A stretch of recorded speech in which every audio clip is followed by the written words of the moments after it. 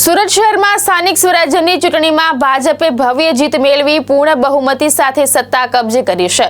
આજે પાલિકાના વિવિધ પદો માટે સેન્સ પ્રક્રિયા શરૂ કરવામાં આવી છે, જેમાં મેયરથી લઈ સ્ટેન્ડિંગ કમિટી સુધીના મહત્વના પદો માટે ચર્ચા ચાલી રહી છે।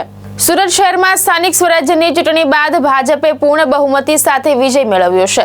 જીત બાદ હવે સંગઠન દ્વારા પાલિકાના મહત્વના પદો માટે સેન્સ પ્રક્રિયા હાથ ધરવામાં આવી છે। Mayor, deputy mayor, standing committee chairman તેમજ શિક્ષણ સમિતિ સહિતના પદો માટે આજે સેન્સ લેવામાં આવી રહ્યું છે। આ માટે 3 નિરીક્ષકોની ટીમ સુરત પહોંચી છે। વિજેતા ઉમેદવારોના અભિપ્રાય લેવામાં આવી રહ્યા છે અને તેમના મંતવ્યો આધારે અંતિમ નિર્ણય લેવામાં આવશે। હાલ સેન્સ પ્રક્રિયા શરૂ થઈ ગઈ છે અને પાર્ટી સંગઠન દ્વારા ગહન ચર્ચા ચાલી રહી છે। हमारे भारतीय जनता पार्टी ની પરંપરા મુજબ કે દરેક વ્યક્તિને સાંભળવી એટલા માટે નિરીક્ષકો આજે સુરત આવ્યા છે।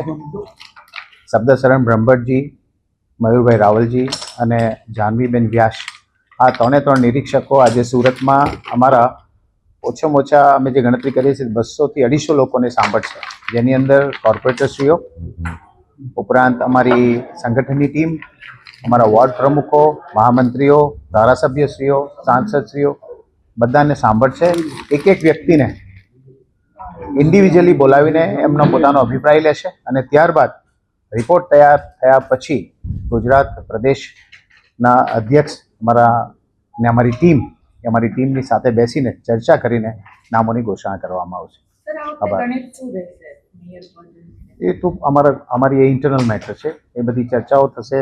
કઈ રીતે શું છે, કેટલા કેપેબિલિટી છે, સુરત શહેરના બજેટને ધ્યાનમાં રાખવામાં આવશે, સુરતના ડેવલપમેન્ટને ધ્યાનમાં રાખવામાં આવશે, જે વાતો ઉપર આપણે મતો લીધા છે વિકાસની વાતો ઉપર એને ધ્યાનમાં લેવામાં આવશે। આ દરેક વસ્તુને ધ્યાનમાં લીધા બાદ નક્કી કરવામાં આવશે। એ 4 પદ માટે ઉપરાંત અમારી શિક્ષણ સમિતિના સદસ્યો માટે સંપૂર્ણ જેટલી પણ બેઠકો છે જેના માટેની દરેક બેઠકો માટેની ચર્ચાઓ થશે। આભાર। ભાવેશ ઉપાધ્યાય, દ્રષ્ટિકોણ ન્યૂઝ, સુરત।